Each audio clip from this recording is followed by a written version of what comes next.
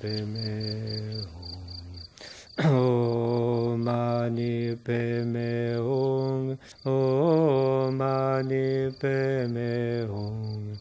Om Mani Padme Hum. Om Mani Padme Hum. Om Mani Padme Hum. Om Mani Padme Hum. Om Mani Padme Hum. Om Mani Padme Hum.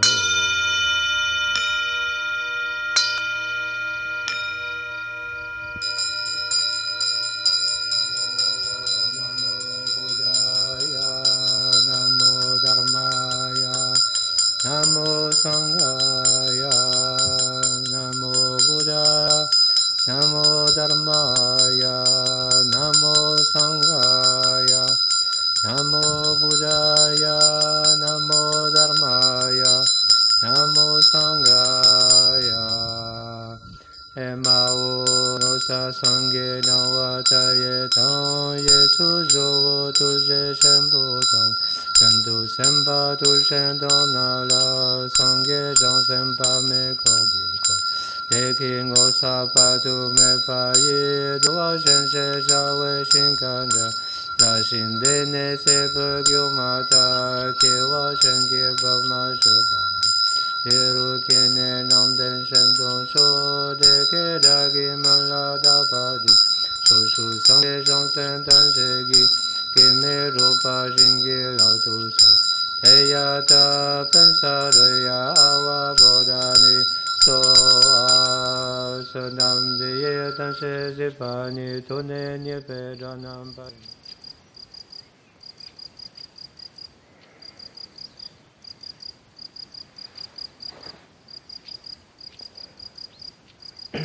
Un moine bouddhiste devant le mont Bugarash.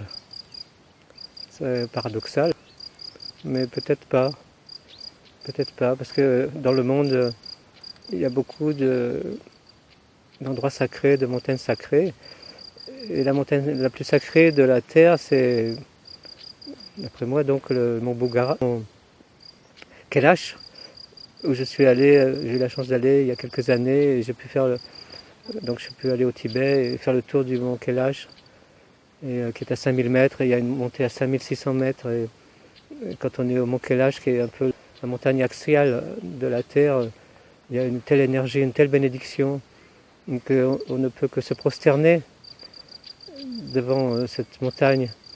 Et dans le monde, il y a comme ça quelques montagnes. Tout le monde a entendu parler du mont Fuji, au Japon. En Californie, il y a le mont Shastra. Et en Europe, eh bien, c'est le mont Bugarash. Et donc, c'est une montagne sacrée. Et comme elle est sacrée, eh bien, toutes les personnes qui ont un sentiment religieux ou spirituel se retrouvent dans cet endroit. C'est pour ça qu'on est là aujourd'hui, hein, n'est-ce pas? Et donc, voilà, comment est-ce qu'on peut devenir un bouddhiste en Occident, alors que ce n'est pas vraiment la tradition de l'Occident. C'est un long chemin, un long parcours. Tout d'abord, la question qu'on nous pose notamment, c'est est-ce que le bouddhisme est une religion ou est-ce que c'est une philosophie? Alors, le Dalai Lama, il répond, mais on ne peut pas dire que le bouddhisme soit une religion parce que dans notre tradition, il n'y a pas une dualité comme ça entre un créateur et une créature comme étant séparés. Et donc pour nous, c'est une aberration quelque part qu'il y ait un créateur et une créature et qu'il n'y ait pas de lien entre les deux. Et on comprendra tout à l'heure pourquoi. Parce que nous pensons qu'en fait, nous sommes tous divers quelque part et donc on ne peut pas être différent de quelque chose d'autre. Et donc on n'est pas dans le bouddhisme un peu comme les monothéistes. Il y a cette séparation créateur-créature, les créatures tendant à retrouver le créateur. Et d'un autre côté, le bouddhisme c'est pas une simple philosophie parce que il y a un côté métaphysique. Nous pensons qu'avant la naissance nous existons déjà, après la mort physique on continue. Le principe conscient ou l'âme, si on veut, continue son chemin à travers un cycle de vie successive. Donc il y a un côté métaphysique. Et donc le bouddhisme n'est pas une simple philosophie, un mode de vie non plus. Alors le Dalai Lama conclut en disant le bouddhisme, c'est pas vraiment une religion, c'est pas une simple philosophie, c'est une voie spirituelle, une tradition spirituelle, une spiritualité. Voilà. Alors comment devient-on moine bouddhiste alors qu'on est occidental? Moi je suis français, bien que je viens d'une famille d'Europe centrale qui a émigré en France, à Paris, de tradition judéo-chrétienne. Mais mes parents n'étaient pas pratiquants, ne pratiquaient aucune religion. Ils n'étaient pas athées, on peut dire, mais ils étaient agnostiques. Alors, ils avaient une certaine confiance, une certaine foi dans la tradition, mais ils n'étaient pas des pratiquants. Et donc moi j'ai vécu à Paris dans un milieu donc non croyant, on pourrait dire, une vie laïque, comme tout bon occidental, tout bon français et parisien. Et donc je ne connaissais rien, donc je n'ai pas été baptisé dans aucune tradition judéo-chrétienne. Je n'ai pas fait la communion. Voilà, et donc j'étais dans cette école, dans les écoles laïques, et donc j'ai étudié, jusqu'à l'âge de 20 ans, j'ai fait des études de dessin. Et puis quand même, ma mère faisait du yoga, et donc elle m'a initié au yoga, et donc je faisais beaucoup de yoga. Elle était très très spirituelle, elle lisait beaucoup les livres d'Arnaud Desjardins, et donc moi je lisais tous les livres d'Arnaud Desjardins parce qu'ils étaient tous à la maison, donc comme ça je découvrais un peu la spiritualité, le message des Tibétains, etc. Mais bon, c'est en plus. Et puis à un moment donné, j'ai eu une envie d'aller en Inde et au Népal, parce que c'était à l'époque, dans les fin 68, début 1970, tout le monde avait envie d'aller en Inde et au Népal, la grande mode évidemment. Donc je me suis dit, ça serait bien d'aller là-bas. Mais comme je parlais très mal l'anglais, j'ai eu l'opportunité d'aller en Angleterre afin d'étudier l'anglais. Donc je suis resté comme ça jusqu'à l'âge de 25 ans. Je suis resté 4 ans à Londres à étudier l'anglais. Et voilà, j'étais un étudiant et je faisais beaucoup la fête. J'étais très bohème et c'était formidable. C'est les années fin 60, années 1960 et début 70. Il y avait une ambiance extraordinaire, surtout à Londres. Et avec les Beatles, avec les Bob Dylan, etc. Et donc je vivais une vie de bohème, on peut dire. J'étais très heureux quelque part. Mais à un moment donné, il y a quelque chose qui m'a interpellé. Je me suis dit, mais quand j'ai eu mon diplôme d'anglais à l'âge de 25 ans, je me suis dit, mais qu'est-ce que tu vas faire de ta vie? À quoi ça sert cette vie? Qu'est-ce que tu vas faire? Et je me suis posé la question et ça devenait tellement fort que je me suis dit, il faut absolument que tu trouves un sens à cette vie-là. Tu ne peux pas continuer à faire la fête constamment jusqu'à la mort. C'est pas possible. Il doit y avoir quelque chose d'autre dans cette vie que juste jouir de la vie. Donc j'ai commencé à chercher, j'ai eu comme un appel très fort vers la spiritualité. Et donc j'ai un peu cherché, donc je suis allé à la Société bouddhiste de Londres, et puis j'ai pris un bouquin comme ça, et c'était la vie du Bouddha.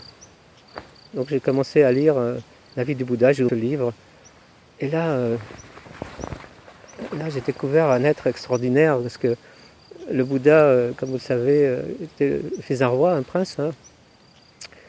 Et lui-même, il a eu une vie extraordinaire, une jeunesse florissante. Il était jeune, il était intelligent, il était prince, il avait la richesse, le pouvoir, il avait tout ce qu'on souhaite pour être heureux. Même, il s'est marié et il a eu un enfant. Malgré qu'il avait tout pour être heureux, comme moi j'avais tout pour être heureux, eh bien, il y avait quelque chose qui lui manquait, à savoir quel est le sens de l'existence. Pourquoi on est sur cette terre?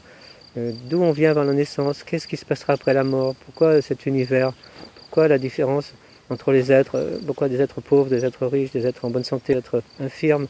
Et donc il se posait ces questions essentielles, existentielles, qu'on se pose tous à un moment ou l'autre de sa vie. Et si on n'y pense pas pendant la vie, au moins avant de mourir, on se demande pourquoi tout cela? Pourquoi je vécu?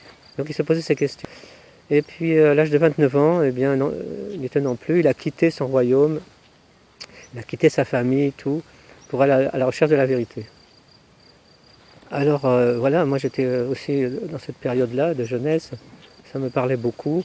Et donc il a quitté son royaume, il a été à l'âge de 29 ans, il a rencontré tous les grands maîtres de l'époque. Il y avait de très grands yogis hindous dans l'Inde, dans les forêts de l'Inde, dans l'Himalaya. Il les a tous rencontrés.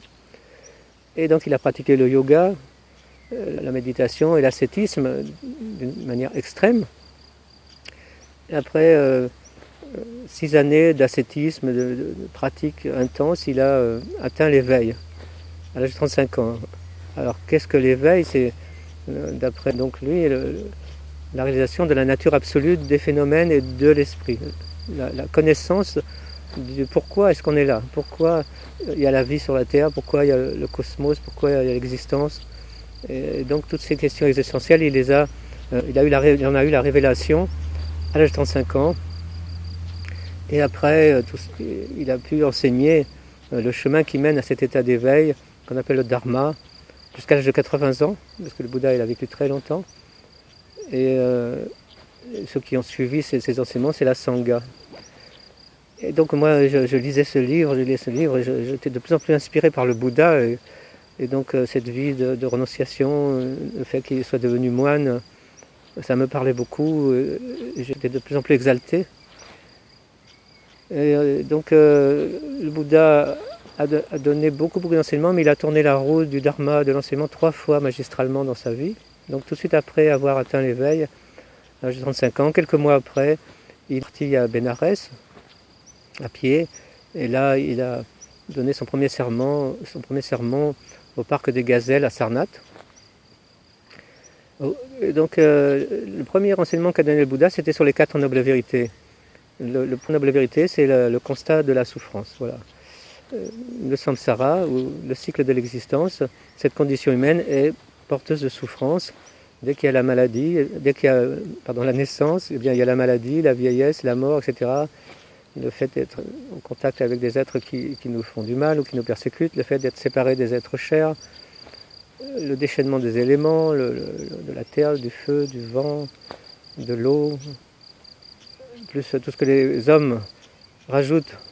Les gens, c'est les hommes, hein. Les femmes, heureusement, elles sont tranquilles, mais il y a beaucoup de guerres, il y a eu beaucoup de guerres, tout ça, beaucoup de conflits.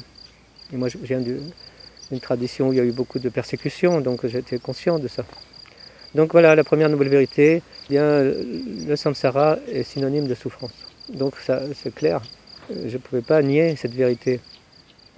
La deuxième noble vérité, c'est quelle est l'origine? Pourquoi?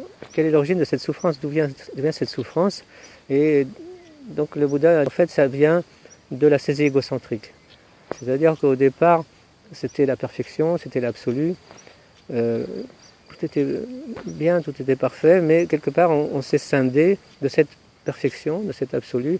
On s'est constitué en tant que moi-je, sujet, séparé de l'absolu. À partir du moment où il y a eu cette conscience de moi-je, il y a eu un objet de la conscience. Et la dualité a commencé à partir de là, du sujet et d'un objet de la conscience. Et dès qu'il y a eu cette dualité, il y a eu comme un voile qu'on appelle l'ignorance, on a perdu la connaissance. Donc à cause de cette dualité sujet-objet, il y a des tendances qui se sont engendrées dans notre esprit, donc de l'attraction pour les phénomènes qu'on voulait à soi, de la répulsion pour ceux qu'on ne voulait pas à soi.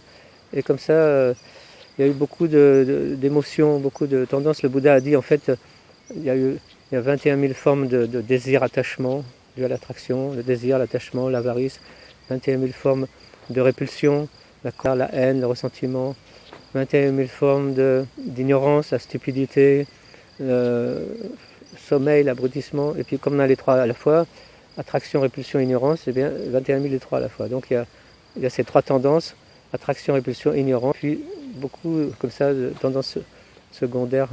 Et souvent donc on parle de ces 3, attraction, répulsion, ignorance, et on rajoute l'orgueil et la jalousie. À cause de toutes ces tendances, on a créé des actes à travers notre corps, à travers notre parole, à travers notre mental, et c'est ce qu'on appelle les actes karmiques. Ces actes karmiques, ils n'ont pas disparu dans la nature, ils sont restés imprégnés dans notre conscience maintenant dualiste, et donc c'est pour ça que nous transmigrons de vie en vie dans le cycle de l'existence, le Sara, parce que le karma est resté imprégné dans notre conscience dualiste. Donc voilà l'explication de la cause en fait de la souffrance et de l'ignorance, c'est la saisie égocentrique, la dualité sujet-objet, les tendances de traction, répulsion, orgueil, jalousie, ignorance, et puis tous les actes karmiques imprégnés maintenant dans notre conscience dualiste. Ça me parlait beaucoup, tout ça, bien sûr, je ne pouvais pas nier que c'était vrai. Et puis la troisième noble vérité, c'est la cessation de la souffrance. Heureusement, il va y avoir une fin à la souffrance. La fin de la souffrance, c'est l'éveil, à l'instar même du Bouddha, tel qu'il l'a réalisé à l'âge de 35 ans, à Bodh Gaya. Et donc dans cet état, eh bien, c'est comme un retour à la source où on revient, on retrouve la perfection, l'absolu. Et donc il n'y a plus aucune souffrance. Et le Bouddha, quand il a atteint l'éveil, il a dit « Je connais toutes mes demeures antérieures, c'est-à-dire je connais toutes mes vies antérieures », il les a décrites. Il a dit que pendant une vie antérieure, il était un bodhisattva, un homme de bien, c'est-à-dire un être qui dédie sa vie pour les autres. Pendant 500 vies antérieures proches, il était laïque, il était marié, il avait une famille, il avait une profession. Il a été docteur, il a été commerçant, il a été roi, il a été tous les métiers. Et pendant 500 de ses autres proches, il était ascète ou yogi. Et c'est au terme de ces 1000 vies antérieures de pratiquants, de bodhisattva ou de saint homme qu'il a pu atteindre l'éveil à Bodh Gaya. Donc il y a une fin à l'ignorance, à la souffrance, c'est l'état d'éveil. Heureusement. Et puis la quatrième noble vérité, c'est le chemin qui mène à cet état d'éveil, c'est-à-dire si on ne fait rien, malheureusement il ne se passe rien. C'est comme l'exemple que les Tibétains donnent, c'est comme du lait. Si on veut avoir du beurre, si on ne fait rien, le lait il va tourner. Hein. Donc quand on a du lait, si on veut du beurre, il faut baratter le lait, il faut faire un travail. Et on peut obtenir le beurre. Eh bien pour nous c'est pareil. On est dans cet état d'ignorance, qui est la cause de notre souffrance, hein, souffrance physique, mentale, etc.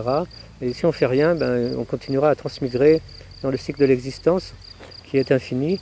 Mais si on commence à entreprendre un chemin spirituel, quel qu'il soit au début, hein, eh bien on va pouvoir purifier toutes ces voiles, les voiles karmiques, les voiles des tendances émotionnelles, le voile de la saisie dualiste, sujet-objet, et finalement le voile de la saisie égocentrique du moi-je. Donc c'est tout un chemin qui est proposé là dans le bouddhisme. En fait, le bouddhisme, on peut dire, c'est un chemin de perfection. Hein. Et donc à ce moment-là, le Bouddha propose un chemin qui est d'avoir une conduite éthique pure à travers nos actes, corps, nos paroles et nos pensées, c'est-à-dire d'avoir une vie juste à travers tous nos actes, tous les actes du corps, donc préserver la vie, etc., d'avoir une parole juste, hein, la parole qui est le verbe, avoir une pensée bénéfique, altruiste, et donc de considérer ces actes karmiques, d'abandonner tous les actes karmiques négatifs, et au contraire de pratiquer tous les actes karmiques positifs à travers notre corps, notre parole et notre esprit.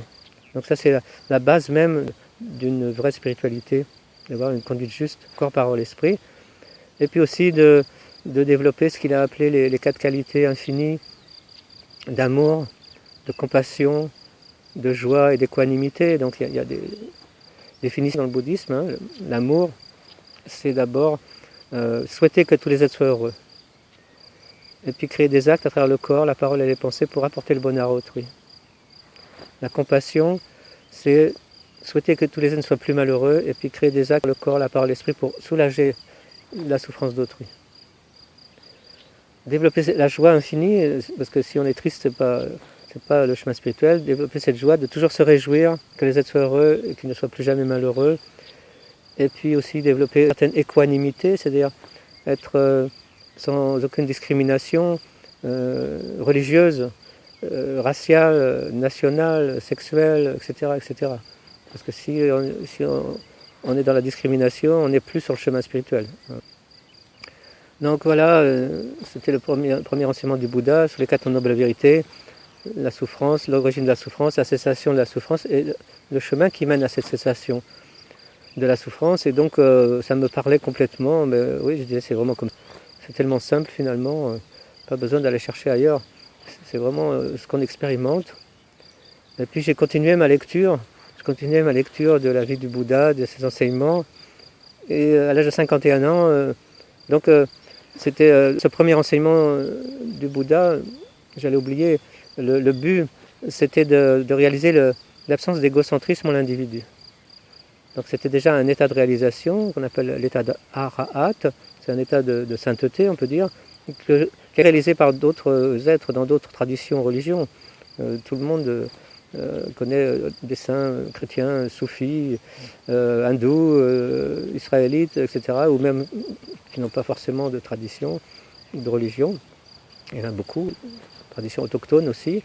Donc c'était la reconnaissance du non-égo en l'individu, et donc on a appelé ça le petit véhicule, le Hinayana, basé sur une conduite éthique d'abandon des actes négatifs et de pratique des actes bénéfiques, plus l'amour et la compassion. Et puis à l'âge de 51 ans, donc le Bouddha a tourné la roue de l'enseignement du Dharma une seconde fois magistralement, et là il a dit évidemment ça ne suffit pas de vouloir atteindre l'éveil juste pour sa libération individuelle, comme dans le petit véhicule, Hinayana, mais il faut développer l'esprit de l'éveil, c'est-à-dire faire le souhaiter, atteindre l'éveil pour la libération universelle de tous les êtres, pas seulement les êtres humains, mais tous les êtres animés dans tous les mondes, dans toutes les sphères d'existence. À ce moment-là, on rentre dans le grand véhicule de Mahayana. Et donc c'était un enseignement beaucoup plus profond, plus altruiste. Et donc là, dans cette voie-là, maintenant, la voie qu'on appelle des bodhisattvas, il faut donc développer la bodhicitta qui est de souhaiter l'éveil universel, partager en fait sa réalisation pour le bien d'autrui. Et là, donc, il a donné un autre chemin encore, plus profond, c'était la voie des 6 paramitas, les 6 vertus de perfection, donc le don, la conduite éthique, la patience, la persévérance, la méditation et la sagesse. Alors voilà, le don, tout le monde connaît, la charité, donc il y a plusieurs niveaux de dons. Il y a 3 niveaux, le don externe, donc donner aux êtres tout ce qu'ils ont besoin pour vivre ou survivre, la nourriture, les abris, les vêtements, les médecines, tout le monde connaît, dans toutes les traditions, c'est prôner la charité. Hein. Et puis après le don interne, c'est le don de soi. C'est-à-dire, c'est facile peut-être quelque part de donner des choses extérieures, mais de se donner soi, ça va plus loin. Donc c'est en fait de soulager tous les êtres de leur souffrance, soit physique, soit mentale ou morale. Donc ça concerne tout ce qui est le soin, la guérison, l'aide aux personnes handicapées, physiques ou mentales, tout ce qui est du domaine de la protection, du soin et de la guérison. Donc c'est le don de soi. Et puis finalement, il y a un don encore plus élevé, c'est le don de l'enseignement. C'est important aussi de dire aux êtres qu'est-ce qu'il faut faire, qu'est-ce qu'il ne faut pas faire, qu'est-ce qui est bénéfique, qu'est-ce qui n'est pas bénéfique sur le chemin spirituel. La première paramita, la première vertu de perfection. La deuxième vertu de perfection, c'est la conduite éthique. Alors c'est très important, la conduite éthique, c'est comme ça qu'on voit si une tradition est authentique ou si c'est une secte. En général, dans les sectes, il n'y a pas de conduite éthique ou elle a été supprimée. Donc il y a des préceptes. Dans le bouddhisme, il y a 5 préceptes principaux. Donc d'abord, ne pas tuer. Donc il est complètement exclu dans le bouddhisme de faire la guerre. C'est pas possible. Ça ne veut pas dire qu'au cours des siècles, il n'y a pas eu des conflits, bien sûr, dans les pays bouddhistes, mais jamais il y a eu de guerre au nom du bouddhisme. On peut pas, c'est pas possible, on ne peut pas faire la guerre. Mais c'est pas seulement tuer les êtres humains, mais c'est aussi tuer les animaux. Donc quand on est un vrai bouddhiste, on ne peut pas non plus chasser ou pêcher les animaux pour le plaisir. Alors, si c'est pour la survie, c'est différent, si c'est pour la santé, c'est différent. Le karma est moins négatif, mais c'est juste pour détruire la vie, c'est très négatif. Alors au contraire, plutôt que de détruire, de persécuter les êtres, eh bien de préserver la vie de tout ce qui est animé. C'est le premier précepte. Après, le deuxième, c'est de ne pas prendre ce qui n'est pas donné, donc voler les biens, les possessions, les pays, etc. Et même des gens qui volent des enfants, etc. Ça devient dramatique. Donc au lieu de prendre, de donner, hein, comme on l'a vu tout à l'heure, donner tout ce que les êtres ont besoin, évidemment nos possibilités et nos moyens. Après, le troisième précepte, c'est ne pas tromper les êtres avec la parole, ne pas détourner la vérité, donc ne pas mentir, ne pas médire, calomnier, etc. Et au contraire, pratiquer l'harmonie entre les êtres, entre les races, entre les religions, entre les pays, et dire les choses, dire la vérité sans détournement. Et le quatrième précepte, c'est bien d'avoir une conduite éthique, hein, pas une conduite complètement dissolue, délabrée, comme j'avais eu dans ma jeunesse. Donc il fallait que je revienne à avoir une conduite éthique, j'arrête de faire la fête. Hein. Et Le cinquième, c'est de ne pas prendre de drogue et d'intoxicants, c'est-à-dire ne pas sombrer dans conscience. Parce que si on prend des drogues dures ou si on sombre dans l'alcoolisme, eh bien après l'esprit il est complètement perturbé et on peut tuer, voler, mentir, etc. Donc en bref, la conduite éthique, c'est d'abandonner tout ce qui est négatif et de pratiquer tout ce qui est positif, corps, parole, esprit. Et puis après, donc la troisième paramita, c'est la patience, c'est une grande vertu dans le bouddhisme. Donc il y a 3 niveaux. La patience externe, c'est de ne pas répondre par la colère, la haine quand on nous agresse, mais répondre avec amour et compassion, un peu comme dans les arts martiaux. Comme vous le savez, les moines bouddhistes de Shaolin, de Chine, quand ils allaient régulièrement en Inde pour aller sur les traces du Bouddha, ils se faisaient régulièrement voler et déposséder, et donc ils ont inventé les arts martiaux pas pour nuire, mais pour se défendre. Donc on a le droit, il faut absolument se défendre, il ne faut pas se laisser détruire, mais avec bienveillance, avec amour et compassion, comme dans les arts martiaux, tels qu'elles étaient enseignées à Shaolin, en Chine avant. Et donc cette patience externe, ne pas répondre par la haine et la colère quand il y a quelqu'un qui nous donne de l'inimitié. Ensuite, il y a la patience interne, c'est-à-dire d'avoir une certaine patience par rapport à la souffrance qui nous échoue.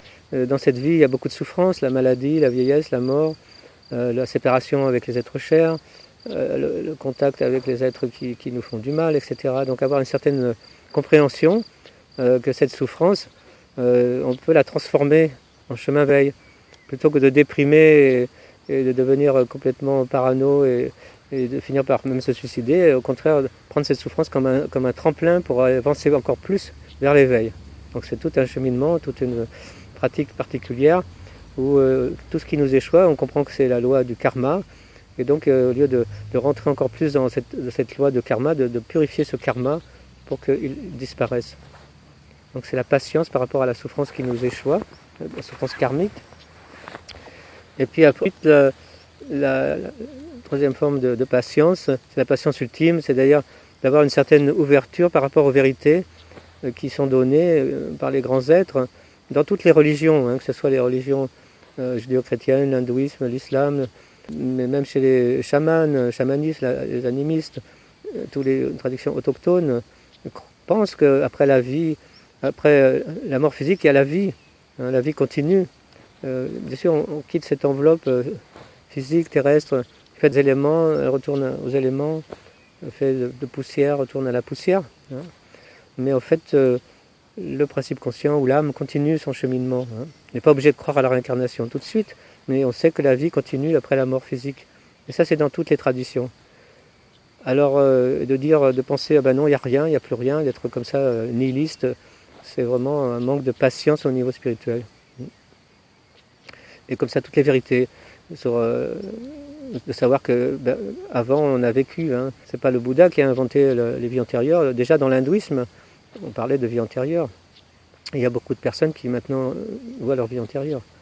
Donc de ne pas nier les vérités essentielles qui ont été données par tous les grands êtres qui ont fondé toutes les grandes traditions. Après il y a la persévérance, la quatrième vertu. Donc toujours avancer sur ce chemin sans relâchement, sans se décourager, quoi.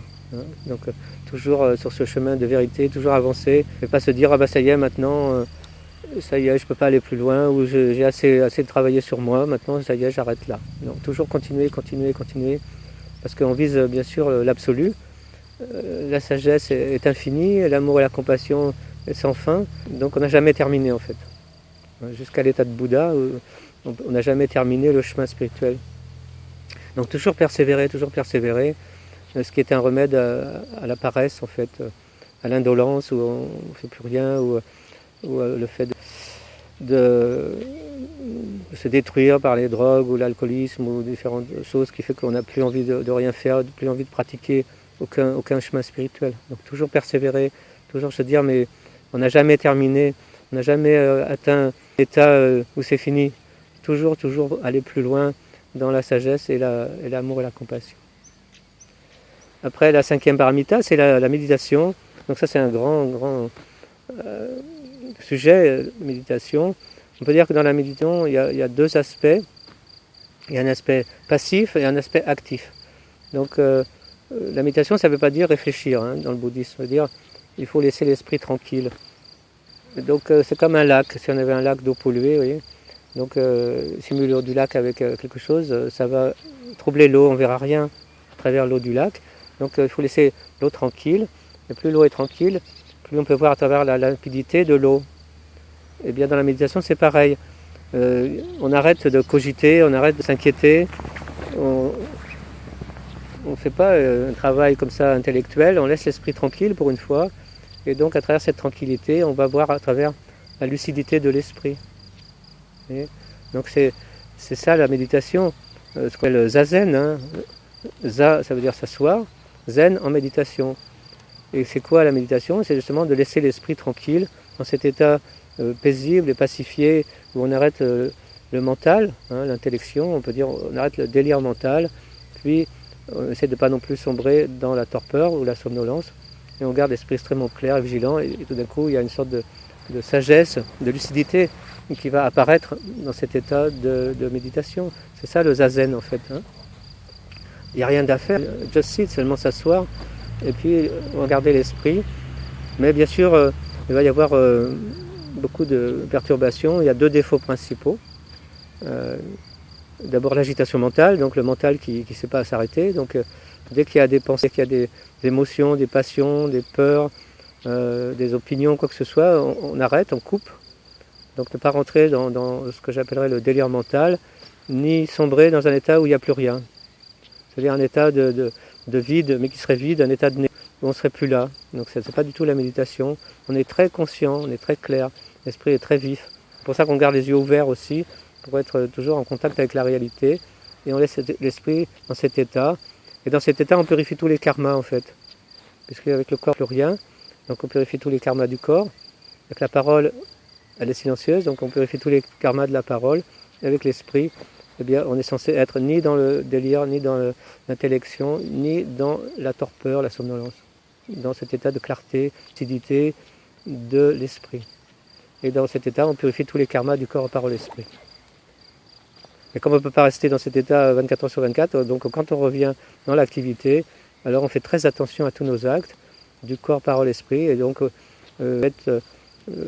l'idéal, c'est de dédier sa vie pour les autres. Parce qu'il n'y a rien d'autre à faire dans cette vie que de dédier sa vie pour les autres. Si c'est juste vivre pour soi, juste pour quelques personnes de sa famille, juste un petit groupe comme ça, on ne peut pas dire que ce soit une vie très intéressante. S'il y a un but dans la vie, bien c'est de dédier sa vie pour les autres. Et donc dès qu'on sort de cet état de pacification, de pureté de l'esprit, eh bien on va essayer de dédier tous ses actes, corps, parole et âme, pour le bien des êtres. C'est un vaste programme, mais ça commence déjà par déjà sa famille, prendre soin de sa famille, de son foyer, de ses amis, de ses relations professionnelles, sociales, de la cité, et puis après du pays, etc. Et on commence doucement, et puis petit à petit, on ouvre son cœur pour le bien universel. Alors après, il y a aussi des mantras, on récite des mantras. Donc les mantras, c'est des formules sacrées qui sont en sanskrit. Le sanskrit, la langue divine, c'est la langue la plus élevée de l'univers.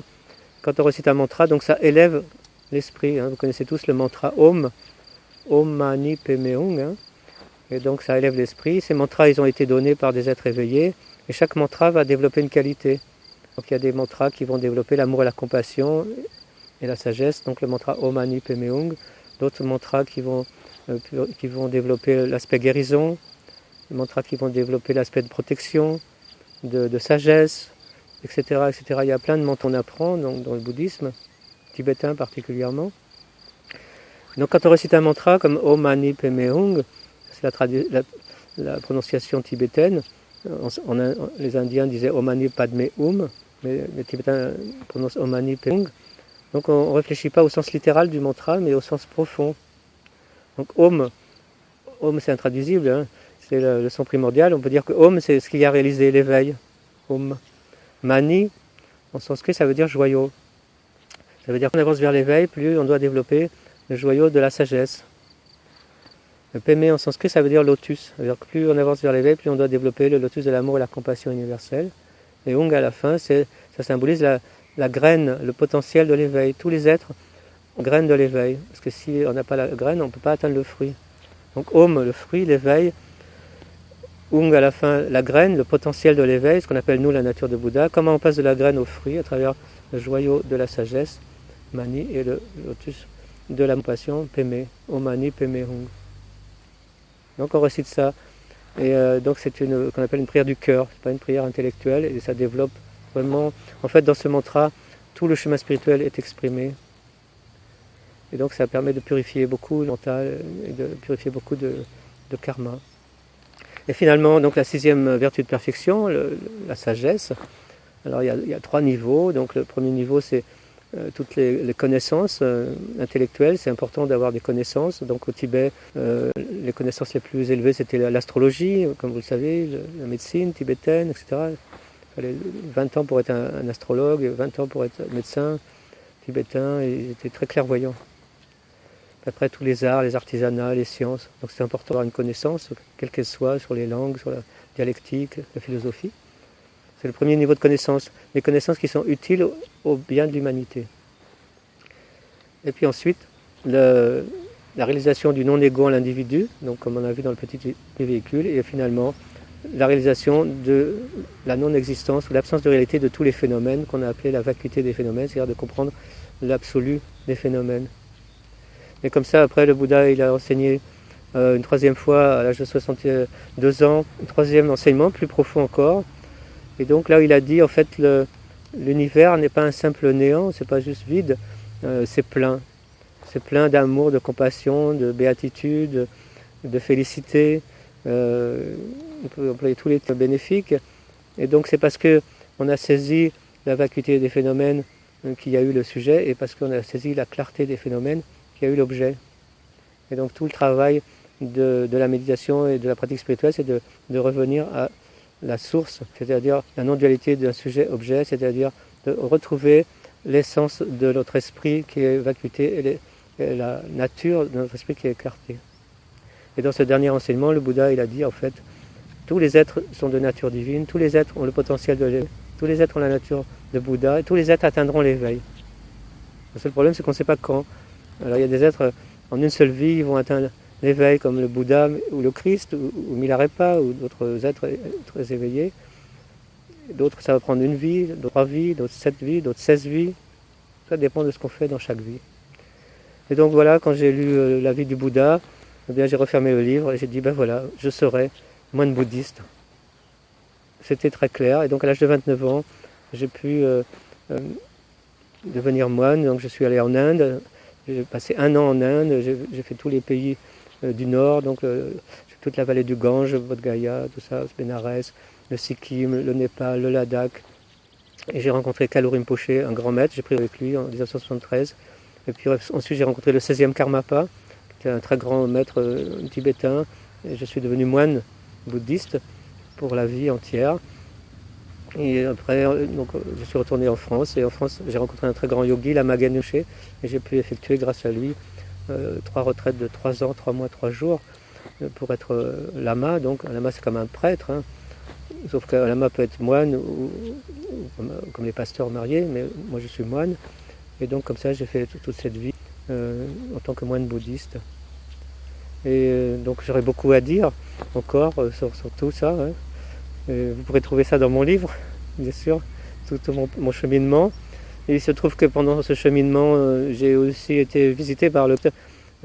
c'est venu un jour comme ça, tout de suite après avoir rencontré les enseignements du Bouddha, j'ai lu les évangiles que je ne connaissais pas. Et dès que j'ai lu les évangiles, eh bien, voilà, Christ il est venu, hein, on peut dire. Il n'est jamais petit en fait. Et donc je peux dire que bien sûr je suis moine bouddhiste, mais j'ai aussi une foi christique. Et ça m'habite comme ça, et comme ça je peux continuer mon cheminement spirituel à travers le Bouddha et le Christ, les deux à la fois. Et je propose de suivre aussi ce chemin de ces êtres éveillés qui nous montrent vraiment comment sortir de ce cycle de la souffrance, de l'ignorance, et d'éveiller notre esprit et d'éveiller notre cœur pour que l'amour, la compassion puisse se diffuser sur cette planète qui en a bien besoin actuellement, et puis non seulement sur cette planète, mais dans toute la galaxie et dans tous les mondes.